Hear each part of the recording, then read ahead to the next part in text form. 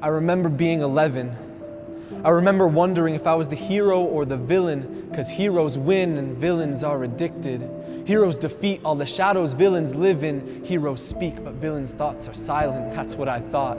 See, no 11-year-old should ever have to choose between their family and the pit they've been digging, or how many weeks or days or hours it's been since they last failed and gave in. No 11-year-old should ever have to wonder if their life is worth the living. That's what I thought. That was the lie that it was selling me. That every time I searched it up, I became less human, the enemy. And that lie in all its truth wasn't what the industry kept selling me.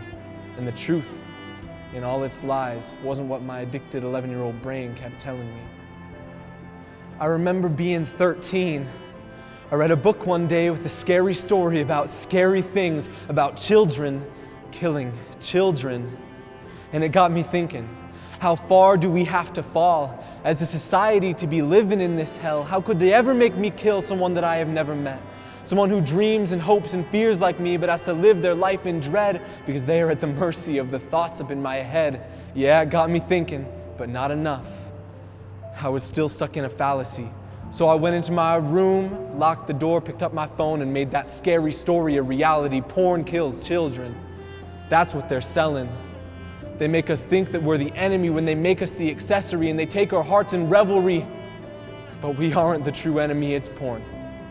The biggest industry in the world, because its webs and slimy fingers are entangled in our norms. 1.2 million kids a year are taken and they're sold. And who helps fund it? Porn. And who helps fund that? Us. Children killing children. I remember being 15, ready to give up all I knew and what I thought was true just to escape the fear and doubt and shame that I never outgrew. I was still a kid.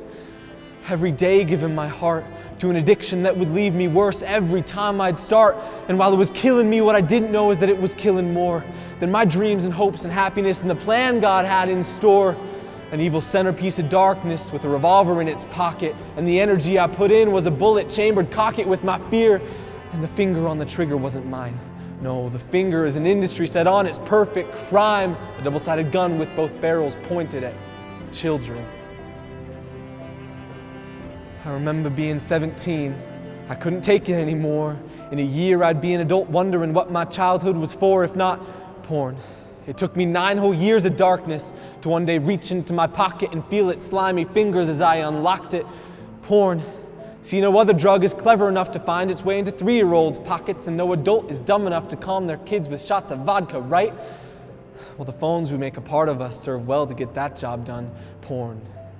I didn't realize through all those years of anxiousness and lying that my innocence and happiness weren't the only things dying. No, it's marriages and families and faith and joy, humanity, not to mention all the children trapped who just can't find a way to breathe. We're killing children with a drug that's made to own our lives and tell us we aren't living. It's our pride and our imperfect action that loads the gun that's pointed at the kids, and it's in fashion. No more. This ain't love, it's a placebo. And it's time for us to overcome and prove that we're the heroes.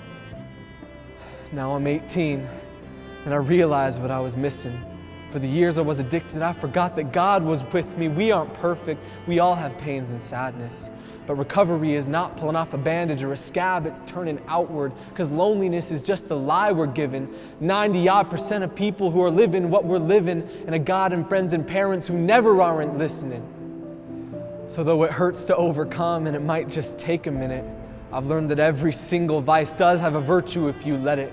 There's a real connection in this world to be found through all the hardness. There's a flame of truth and love if we're all willing to just spark it. And a light that covers up our flaws and shows us through the darkness. And we're all just children, learning to love children.